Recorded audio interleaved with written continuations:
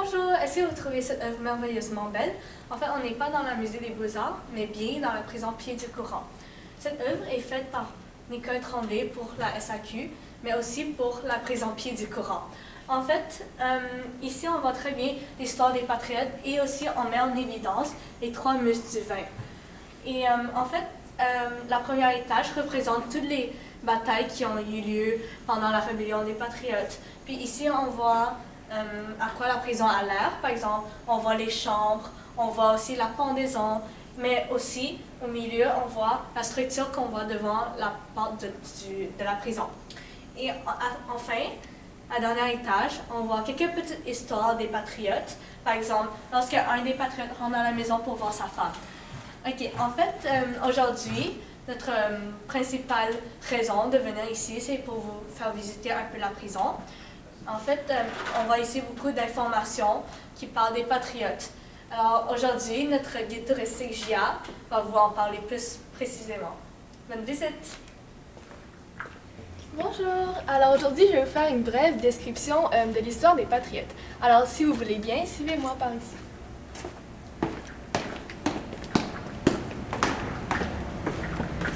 Alors bien entendu, les journaux étaient très importants pendant le temps des patriotes. Il y avait plusieurs journaux tels de Québec Gazette, la Gazette de Québec qui était bilingue, l'Ami du peuple, de La Minerve, de Québec Mercury, Québec, Le Libéral, Le Fantastique, ainsi que Montréal Gazette. Alors, bien entendu, c'était très important pour propager les idées et les idéaux des patriotes à travers des journaux.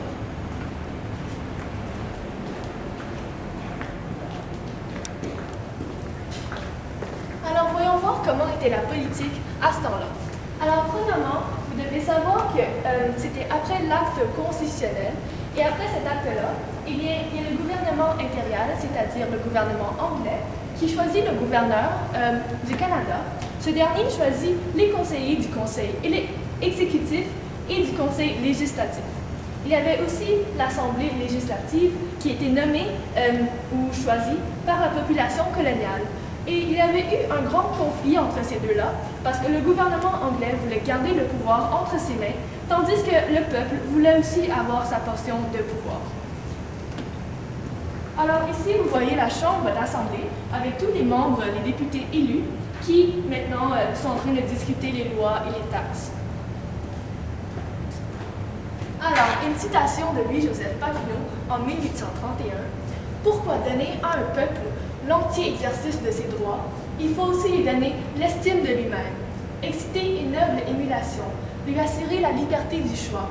Pourquoi dans le Bas-Canada seulement ne donnerait-on pas cette facilité au peuple, comme on l'a fait dans les États-Unis et dans toutes les colonies anglaises? » C'était ça qu'eux, ils voulaient plus de pouvoir et plutôt un gouvernement responsable. Alors, du côté économique, eh bien, l'économie du Bas-Canada était en effervescence. Alors, il y avait ici des bateaux, il y avait aussi le commerce du bois qui était vraiment florissant à cette époque. Nous voyons ici le Québec avec les dépôts de bois. Ça, c'est une image du Québec à ce temps-là. Ici, nous avons un bateau à moteur de la compagnie Molson, une des premières de Montréal. Et ici, encore une autre image de comment c'était à ce temps-là. Et ici, nous voyons une monnaie, un sou de la province du Bas-Canada. C'était un des premiers, un sou qui ont vu le jour.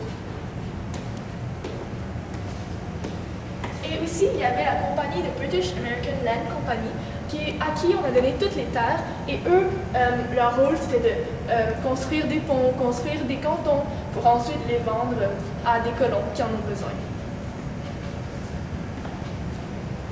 Alors, à ce temps-là, il y avait beaucoup de politiciens qui étaient en désaccord avec le gouvernement anglais.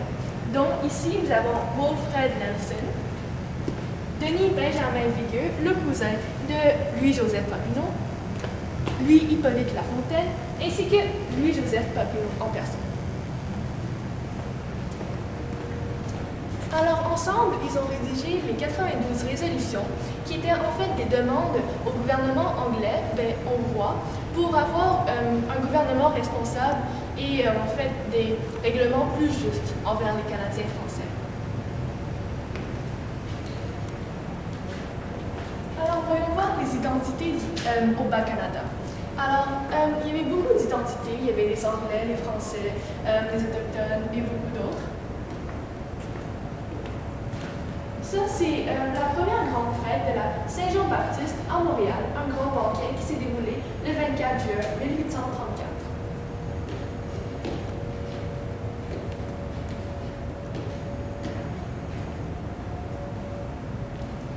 Alors, une citation très très fameuse. Nulle nation ne veut obéir à une autre, pour la raison toute simple qu'aucune nation ne saurait commander à une autre.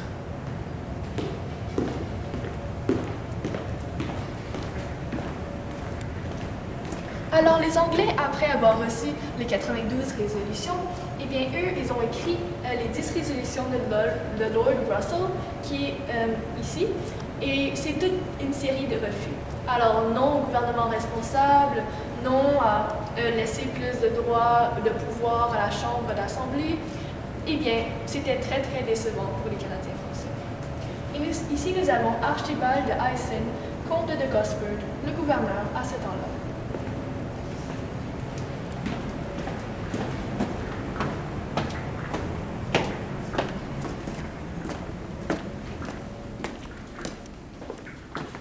Alors, bien sûr, ça a très frustré les Canadiens français, puisque c'était une série de refus très traumatisants et décevants.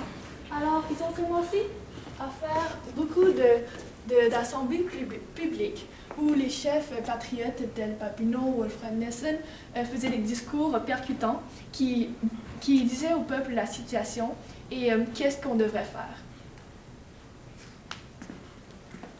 Alors, à un moment donné, il y a eu un patriote qui s'est écrié « Aux armes, mes compatriotes ».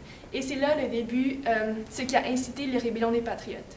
Et à partir de ça, ils ont fait 3 rébellions, mais ça a mal donné, puisque 2 d'entre elles étaient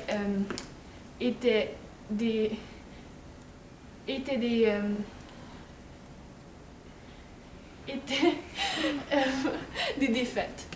Et après, ici, vous voyez des récompenses de 100 louis pour celui qui pourrait capturer Louis-Joseph Papineau. Alors, on a mis sa tête à prix et c'est pourquoi il s'est enfui aux États-Unis.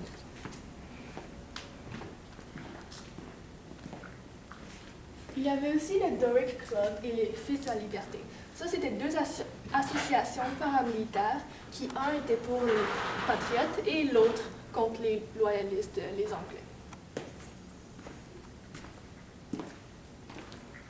Et malheureusement, à la suite des rébellions, il y a eu la pendaison de 12 patriotes, comme on le voit ici.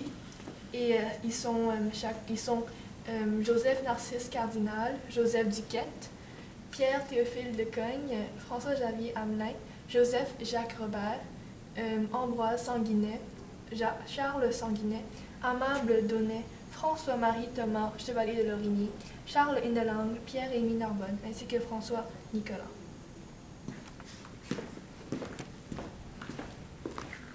Et aussi, il y a eu 8 prisonniers exilés aux Bermudes, et c'est eux qui ont été exilés. Et sinon, le reste, ils ont été emprisonnés à cette prison même, les prisons Pied-du-Courant. Et ça, c'était l'apparence d'une cellule d'un prisonnier. Et ça, c'était l'intérieur de la prison. Après, il y a eu une association des frères chasseurs. Et eux, ils voulaient se soulever encore une fois pour pouvoir rendre le Québec un pays libre. Malheureusement, ils ont échoué. Et maintenant, c'est plus un pays libre. Ça, c'était la déclaration d'indépendance qu'ils avaient écrite et que Nelson avait publiée dans les journaux américains.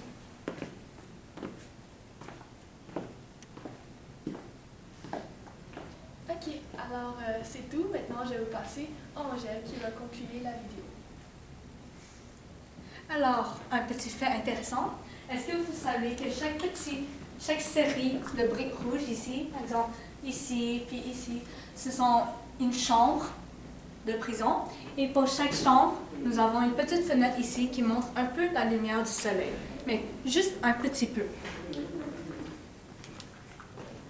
Et en fait, ici, vous pouvez voir aussi des petits anneaux. En fait, ces anneaux-là sont rajoutés autour de 1800, un peu plus tard, pas au temps des patriotes, pour attacher les prisonniers qui étaient plus dangereux, pour s'assurer qu'ils ne s'enfuient pas. Alors, merci beaucoup pour nous avoir écoutés. Oui, on a vraiment aimé faire cette vidéo un peu explicative pour vous. On aimerait que nous espérions que vous aviez beaucoup appris pendant la visite. Merci beaucoup. Merci. Bye.